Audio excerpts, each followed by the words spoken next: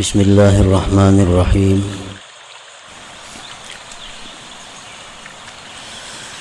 Al-murid qad yulazimu samta liktifaihi bi'ilmillahi subhanah. Seorang murid,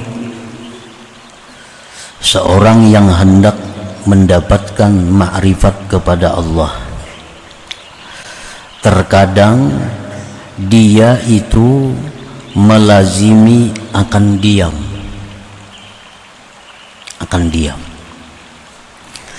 karena sudah merasa cukup dia dengan ilmu Allah subhanahu wa ta'ala. Terkadang seseorang itu, seorang murid tadi, dia berdiam apapun keadaan yang dihadapinya, apapun kesengsaraan yang dialaminya, diam karena dia sudah cukup dengan pengetahuan Allah. Kada perlu lagi minta kepada Allah karena Allah sudah tahu. Jadi kadang-kadang seorang murid itu dalam keadaan demikian, apapun yang menimpanya, dia hanya diam karena sudah merasa cukup, Allah sudah tahu dengannya. Seperti yang dikatakan oleh Al-Habib Abdullah Al-Haddad, qad kafani ilmu rabbi min su'ali wa ikhtiyari. Qad kafani ilmu rabbi min su'ali wa ikhtiyari. Jadi cukup akan daku oleh ilmu Tuhanku daripada permintaanku dan usahaku. Kada perlu lagi minta, Tuhan tahu aja sudah nangku perlukan ini apa. Kada perlu lagi berdoa karena Tuhan tahu aja apa yang aku butuhkan. Nah, seorang murid itu kadang-kadang dia ada mengalami keadaan demikian, sehingga apapun yang menimpa dia hanya berdiam, kada minta apa-apa kepada Allah karena dia yakin Allah tahu keadaannya.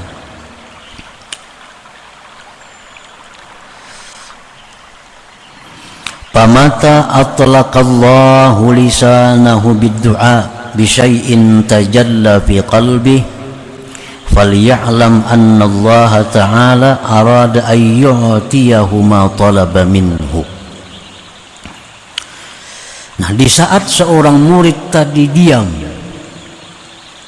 kada berdoa kepada Allah, padahal macam-macam masalah yang dihadapinya, di saat dia diam itu, kenapa dalam hatinya ada muncul keinginan untuk berdoa,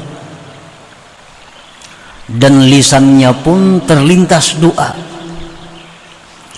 maka itu pertanda bahwa Allah akan memberi apa yang dia minta itu kepada Allah subhanahu wa ta'ala.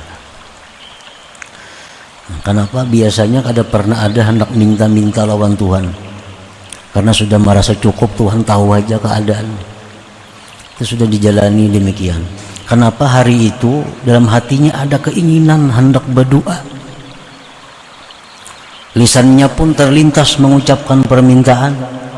Nah, itu berarti Allah subhanahu wa ta'ala menghendaki memberikan apa yang dia minta itu.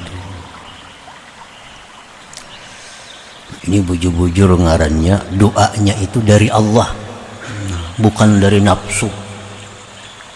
Nah, bila doa itu memang datangnya dari Allah, lalu terlintas di hatinya, lisannya menuturkan apa yang di hatinya, maka itu Allah akan mengabulkan.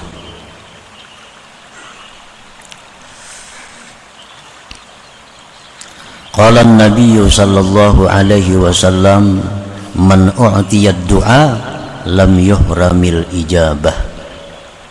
Barang siapa yang diberikan doa, maka dia tidak dicegah, akan diperkenankan.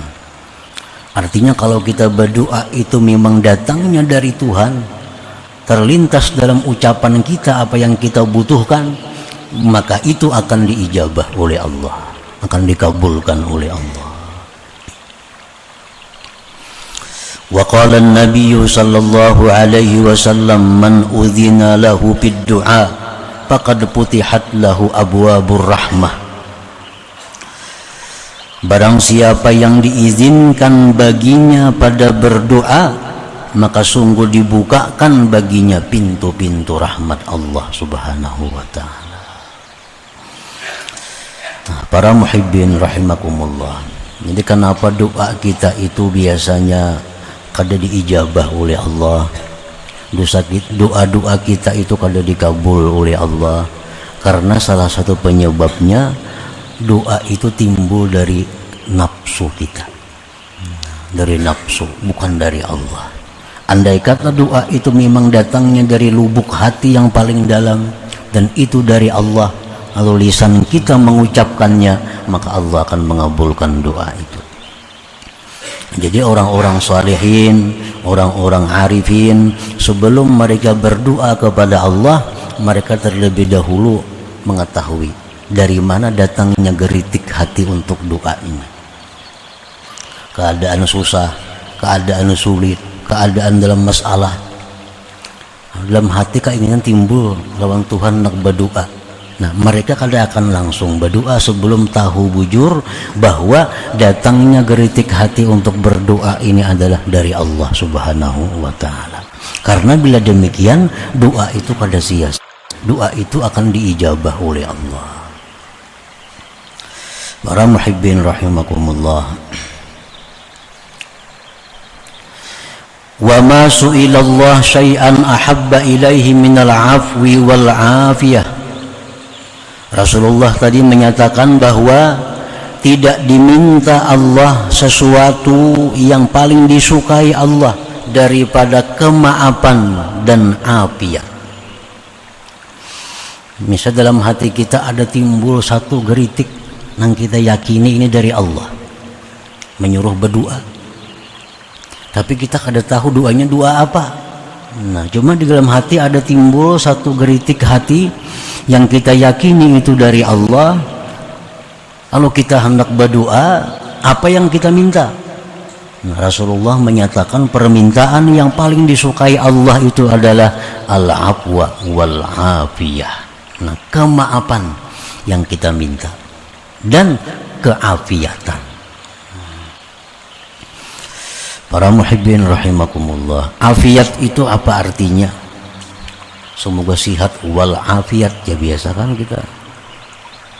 Nah, para ulama menjelaskan afiat itu artinya assalamatu minal makruh dunia wa ukhra. Itu arti afiat, selamat dari hal-hal yang tidak kita inginkan dunia akhirat. Yang paling mantap sudah tuh, ringkas. Afiyah artinya apa? Selamat dari perkara-perkara yang kita benci, baik di dunia atau akhirat. Nah, jadi kalau kita ada kesempatan sempit berdoa, ini mun panjang kali cukup waktu, atau kalau panjang kali cukup tempat. Ratan mengucap pikir aswad kah misalnya, berdoa panjang ditarik kurang. Nah, apa yang kita minta? Afiyah, afiyah, selamat dari hal-hal yang tidak diinginkan dunia akhirat. Nah, apalagi selamat dari hal-hal yang tidak diinginkan dunia dan akhirat. Nah, jadi dalam hati kita bila mana timbul satu kehendak yang kita yakini itu dari Allah, menyuruh berdoa, doanya apa kada bisa.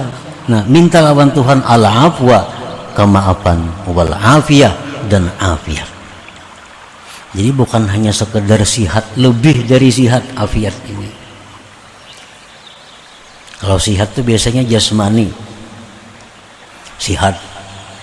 Tapi kalau afiat mencakup segala hal. Para muhibbin rahimakumullah, Sayyidina Abbas paman Rasulullah SAW pernah datang kepada Rasulullah minta ajari doa. Wahai Rasulullah, minta ajari doa apa yang bagus kepada Allah. Jar Nabi menjawab, ya Abbas, wahai Abbas, Ya amma Rasulillah, wahai paman Rasulullah, salul afiyah fid dunya wal akhirah, minta afiat dunia akhirat. Satu kalimat yang sangat komplit, afiah. Dalam sujud kita berdoa, nah itu kan sempit waktunya. Atau di waktu-waktu mustajab di hari Jumat, kadang-kadang sempit waktunya. Nah, apa yang paling tepat kita minta? Afiah. Selamat dari hal-hal yang tidak diinginkan. Rasulullah SAW bersabda kepada seorang laki-laki, fa iza u'tita al-'afiyah fid dunya wa u'titaha fil akhirah faqad aflahta. Ujar Nabi, wahai laki-laki, bila engkau diberi Allah afiat di dunia, afiat di akhirat, maka engkau orang yang beruntung sudah. Orang beruntung.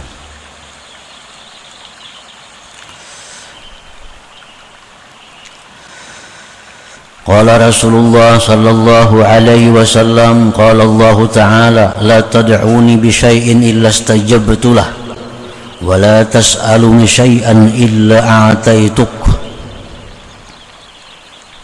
Ini orang yang berdoa, yang doanya itu dari Allah, bukan dari nafsu, bukan dari setan.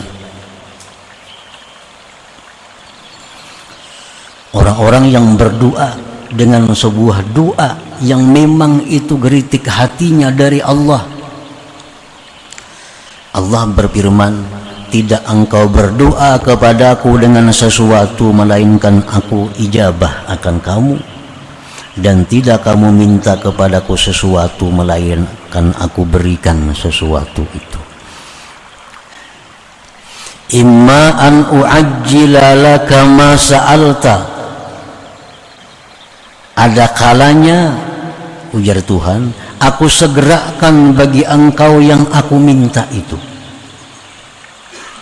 Ya Allah, berilah hamba ini. Nah misalnya, itu doa datang dari hati yang dalam, tak ucap di mulut. Ya Allah, berikan hamba ini. Allah kabulkan. Bisa segera, bisa langsung diberikan Allah.